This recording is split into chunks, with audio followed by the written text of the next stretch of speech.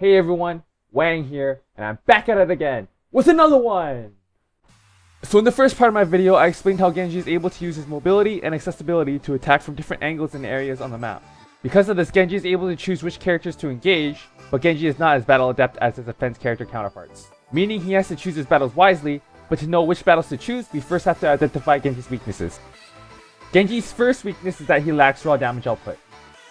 Your shurikens fire at a rate of 1 shot per second with your primary fire, and a rate of 1.77 shots per second with your secondary fire, which is faster than your primary, but still nothing to be bragging about.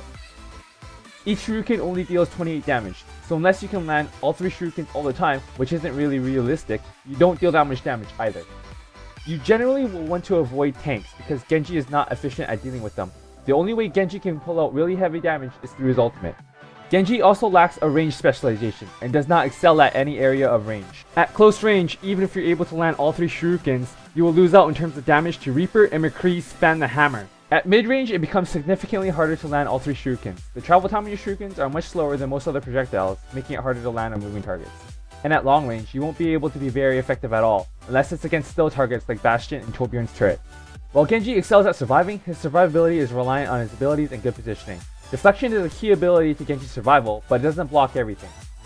Beams from weapons such as Winston's Tesla Cannon, Zarya's Particle Cannon, Mei's Endothermic Blaster, and Symmetra's Photon Projector can all go through deflection. Now let's move on to bad Genji matchups. Here are 4 characters that can take advantage of your weaknesses and are bad matchups you generally will want to avoid or take extreme caution proceeding with. Ranked from worst matchup to least, at the top of the list we have Tracer. Your shurikens are already hard enough to land as it is, but against Tracer, who's incredibly mobile and slippery to catch, it becomes a nightmare trying to catch her. And unfortunately for Genji, it doesn't go both ways.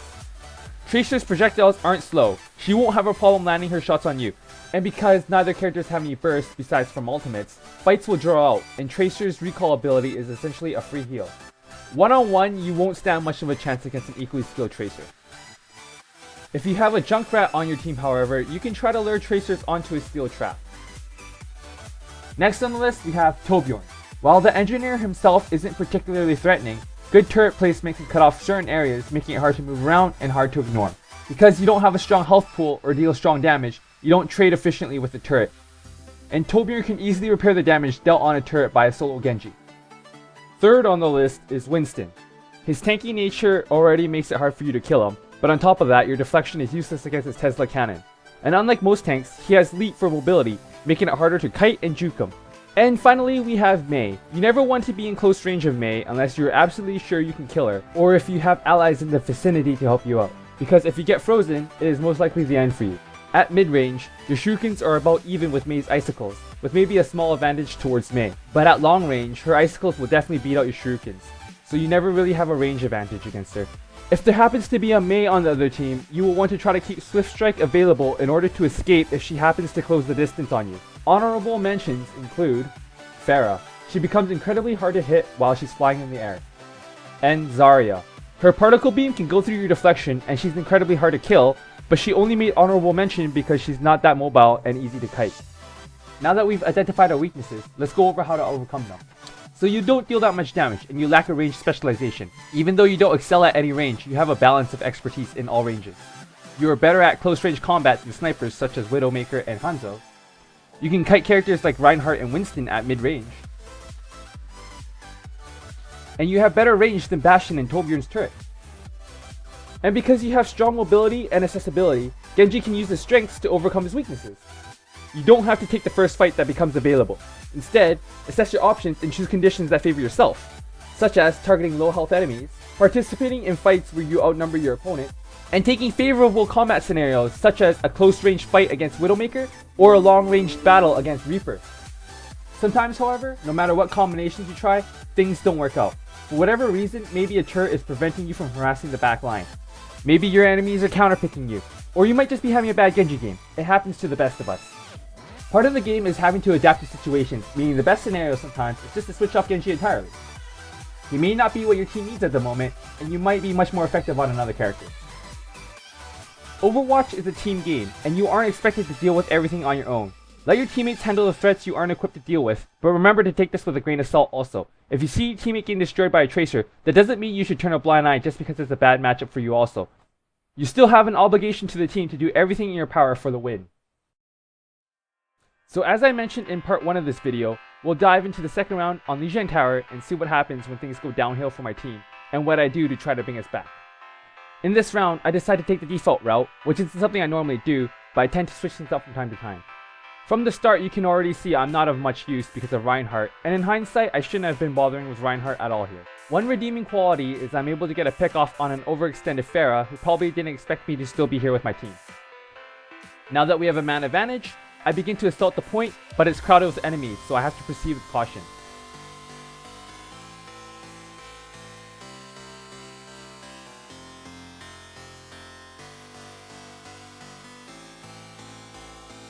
Because my health is fairly low, I decide to let my teammate deal with Reaper while I heal and handle with Mei, who's still on the point.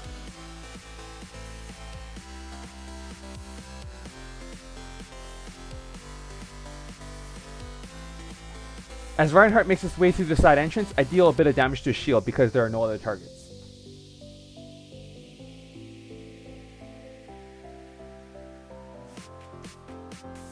But when he decides to close in, I ignore him and let my team worry about him. Instead, I try to pick off Junkrat, who promptly receives some backup from Mei, so I have to back off a bit. I experience a rubber band effect when I swift strike and realize I'm now in an awful position and I manage to get away.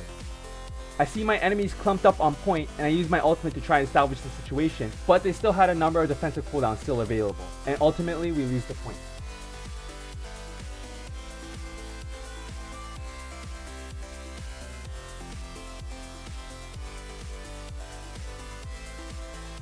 Now because the enemies have full control of the point, I'm outnumbered and I won't be able to find pickoffs easily. Instead, I'm going to create distractions at different areas as a means to split their attention.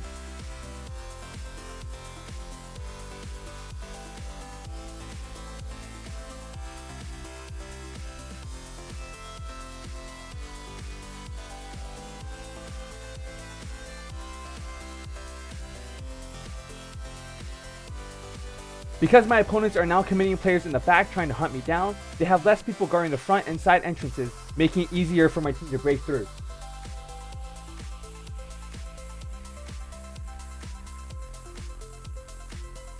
As Genji, you shouldn't ever be falling off of the environment. After causing a big enough distraction, my team manages to break through and we take the point.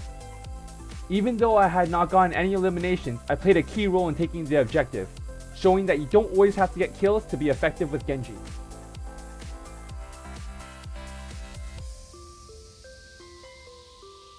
After we clear the area, I pushed a bit forward to scout, but soon realized the enemies were much closer than I had anticipated and have to retreat.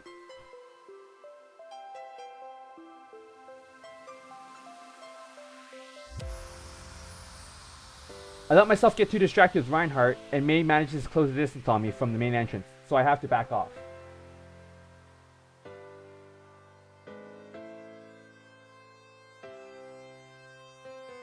The enemy team began getting pickoffs, and I decide this chance is as good as it's going to get, so I activate my ultimate to salvage the situation we're in.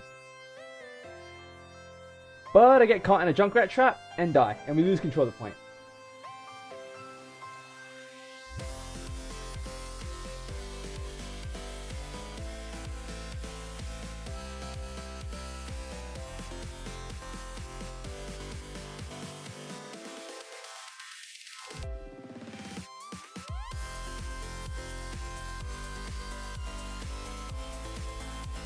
After being unsuccessful through the front entrance, I decided to try another flank, and at this point I noticed my Reaper going one-on-one with the Mei.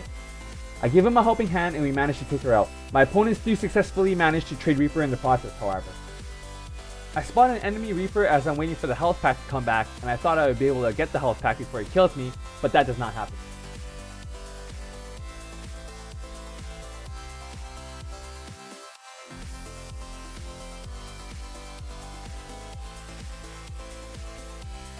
As my enemies close in on victory, I see that none of my teammates are in position to force overtime. I use the quickest path possible and swift strike, and I manage to get on point in time to force overtime. I'm now put in an extremely bad situation, but I get a deflection kill and my swift strike cooldown resets, allowing me to get out. I go down in a trade for Junkrat, but my team is able to pull through and get the point.